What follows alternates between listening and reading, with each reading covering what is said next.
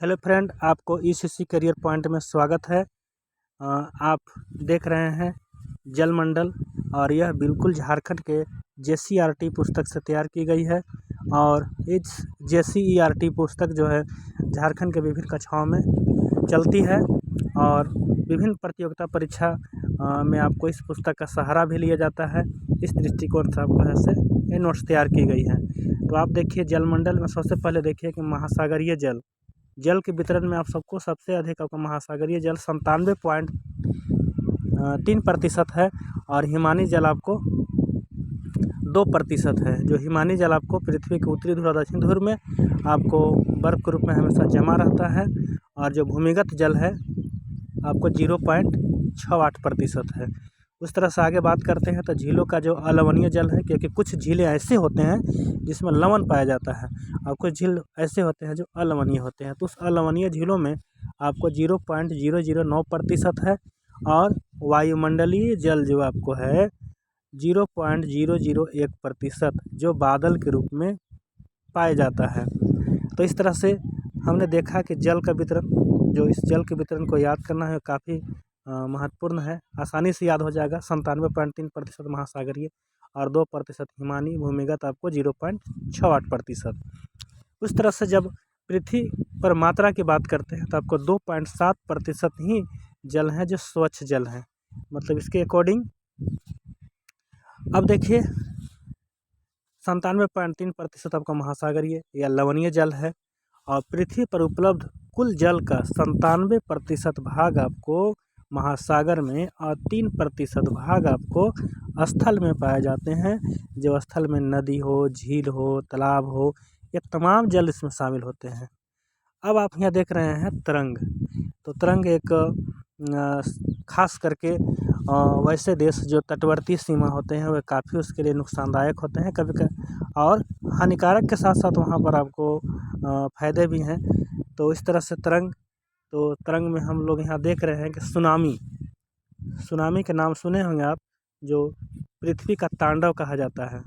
Tsunami एक जापानी शब्द है और इस जापानी शब्द जो सु और नामी से बना है, जो अब तक का सुनामी का जो तरंग मापा गया है आपको अधिकतम 150 मीटर ऊंचाई मापी गई है। माने 150 मीटर ऊंची का मतलब हुआ लगभग आपको 500 फीट, लगभग 500 फीट जो हाईएस्ट ऊंचाई इसका है सुनामी का, जो अभी तक मापी गई है। और यह सुनामी आपको 2004 ईस्वी में आया था। ये भारत का जो तांडव, भारत के साथ साथ भारत के जो पड़ोसी तमाम देश, श्रीलंका, इंडोनेशिया, ये सभी देश इससे तबाह हो चुके थे और ये काफ़ी विनाशकारी आपको सुनामी था। और इस सुनामी को आने का जो हिंद महासागर में जो आया था, इसका आने का मुख्य कारण था हिंद महासागर में बहुत बड़ा भूकंप होना। मतलब भूकंप की तीव्रता देख रहे हैं आप यहाँ, आपको 8 पॉइंट कितना है, 8.9 आपका तीव्रता इसका है। बहुत काफ़ी माना जाता है, बहुत विनाशकारी माना जाता है इतना, क्योंकि हमारा आज तक सिस्मोग्राफ में 9 से अधिक आपको भूकंप की मात्रा जाता ही नहीं है। ऐसे स्केल में 9 से भी आगे रहता है, 10, 11, 12 बहुत हो सकता है, लेकिन आपको 8.9। तो ये बहुत बड़ा सुनामी हुआ था। और इस सुनामी में देखिए यहाँ पर तटीय क्षेत्र के जो भारत सहित 2,80,000 लोग मारे गए थे। एक बहुत बड़े आंकड़ा, बहुत बड़ी संख्या है, 2,80,000। और इस सुनामी का भारत में एक बहुत बड़ा नुकसान हुआ था कि भारत के दक्षिणी क्षेत्र में जो आपको समुद्री क्षेत्र में आपको जो हिंद महासागर में जो इंदिरा पॉइंट स्थित था, वह उस समय हमेशा के लिए आपको समाप्त हो गया। मतलब 2004 ईस्वी में, 2004 के सुनामी ने आपको इंदिरा पॉइंट को खा गया।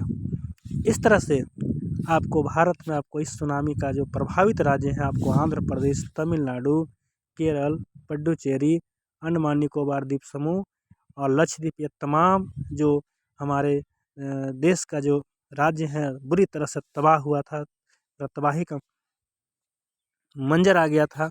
तब जाकर के भारत सरकार ने 2007 ईस्वी में भारत सरकार क्या किया कि हिंद महासागर में सुनामी सूचना तंत्र स्थापित किया है, जो अभी भी काम कर रहा है ये। तो सुनामी सूचना तंत्र क्या है? इस सुनामी सूचना तंत्र के माध्यम से आपको सुनामी जैसे ही वहाँ उत्पन्न होता है उस एरिया में आपको सूचना मिल जाती है और इस सूचना के माध्यम से लोग सुनामी आने के पूर्व ही क्या करते हैं, अपने तटवर्तीय क्षेत्र छोड़ देते हैं और जितने ही मछुआरे, जितने भी समुद्री जहाज़े को है से अपने सुरक्षित ठिकाने में पहुंचा दिया जाता है। अब देखिए यहाँ पर है ज्वार भाटा। तो ज्वार भाटा क्या है, ये एक आपको महासागरीय जल को ऊपर उठना तथा नीचे गिरना ज्वार भाटा कहलाता है। मतलब महासागरीय ज्वार जल क्या हो जाता है, कभी ऊपर आ जाता है और फिर उसके बाद नीचे आता है। इस प्रक्रिया को ज्वार भाटा कहा जाता है। और ज्वार को हम समझते हैं कि ज्वार किसे कहेंगे, सागरीय जल तट, जो सागरीय जल है वह तट की ओर आगे बढ़ना और ऊपर उठना ज्वार कहलाता है। मतलब जल स्तर समुद्री तट से क्या होगा, ऊपर उठ जाएगा, तटीय क्षेत्र से ऊपर आ जाना ज्वार कहलाएगा, और नीचे गिर जाना क्या हुआ, भाटा हो गया। मतलब तटीय क्षेत्र से जल को दूर जाना, समुद्री जल जो है तटीय क्षेत्र से दूर चला गया, वो आपको भाटा है। अब देखिए ज्वार भाटा भी आपको दो तरह के, एक बृहत ज्वार और एक आपको लघु ज्वार होता है। तो चलिए बृहत ज्वार के बारे में जानते हैं। तो बृहत ज्वार जो है आपको 2 तिथि को आता है, एक पूर्णिमा को और एक अमावस्या को। अब उस तिथि को क्या होता है, सूर्य, चंद्रमा और पृथ्वी एक सिध में ऐसे हो जाते हैं, देखिए आप देख रहे हैं। और गुरुत्व बल आपको पृथ्वी में इस तरह से सीधी लगते हैं। जब सीधी लगने के कारण आपको क्या होता है कि जल का जो स्तर है यहाँ पर देखिए, जी हाँ मोटा दिख रहा है, गुरुत्व बल के कारण जल इस तरह से हो जाता है। तो इस एरिया में आपको जल क्या हो जाता है, बढ़ जाता है। फिर ऐसे जब ये एंगल चेंज करता है, जो एक सीध जो चेंज करता है, उसका बाद फिर जल स्तर क्या होता है, धीरे धीरे कम होने लगता है। तो इस तरह से आपको हुआ कि बृहत ज्वार जो है आपको पूर्णिमा और अमावस्या के दिन आपको आता है। अब देखिए आगे यहाँ पर एक लघु ज्वार है, ये बहुत इंपॉर्टेंट है लघु ज्वार, क्योंकि अक्सर परीक्षा में आता है। और अक्सर परीक्षा में आता है तो ये सब पूछा जाता है कि लघु ज्वार कब आते हैं। तो लघु ज्वार जब कब आते हैं तो बहुत स्टूडेंट इसको गलती क्या करते हैं कि वो ऐसे अमावस्या पूर्णिमा मार देते हैं, लेकिन अमावस्या पूर्णिमा का लघु ज्वार आता नहीं है, वो तो आपको बृहत ज्वार आता है। अब देखिए इसमें क्या है, लघु ज्वार आपको है से कृष्ण पक्ष और शुक्ल पक्ष, कृष्ण पक्ष और शुक्ल पक्ष के अष्टमी को आता है। कब आता है, कृष्ण पक्ष और शुक्ल पक्ष के अष्टमी को आपको ऐसे लघु ज्वार आता है। मतलब लघु ज्वार आने के देखिए क्या है रीजन, देखिए सूर्य और पृथ्वी और चंद्रमा यह समकोण की स्थिति बनाता है, समकोण की स्थिति बनाता है, जिसके कारण ऐसे क्या होता है, लघु ज्वार उत्पन्न होता है।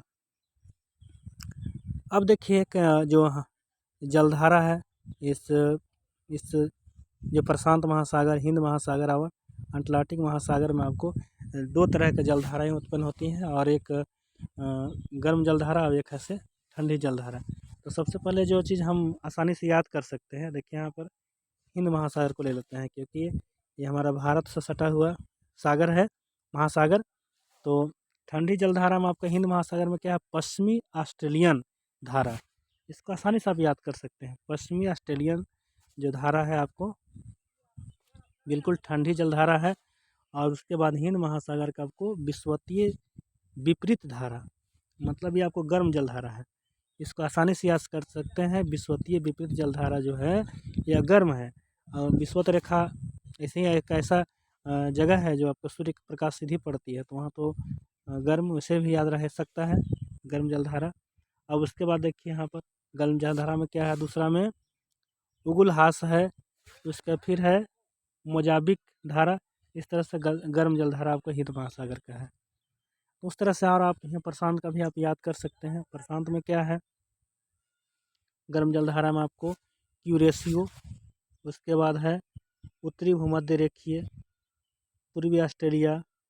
ठंडी जलधारा में आपको कैलिफोर्निया, उसके बाद आपका है वासियो है ठंडी जलधारा में, और क्यूरेट ठंडी गर्म जलधारा में। अब देखिए यहाँ पर अटलांटिक मार्क करते हैं, यहाँ जो गर्म जलधारा आपको है गल्फ स्ट्रीम है, और उत्तरी अटलांटिक धारा है। और ठंडी जलधारा में आपको किनारी हो गया, और लैब्राडोर है, और फॉकलैंड है। इस तरह थोड़ा सा कठिन तो है, लेकिन कुछ जलधारा का आप याद कर सकते हैं। तो याद कर सकते हैं तो इसको 1-2 बार देख लेना है, और आसानी से याद हो जाएंगे, क्योंकि आपको JCERT बुक में यह ऐसे दिया हुआ है, और इस दृष्टि से प्रश्न पूछे भी जा सकते हैं। तो चलिए इस वीडियो को पूरा देखने के लिए धन्यवाद। जय हिंद, जय भारत।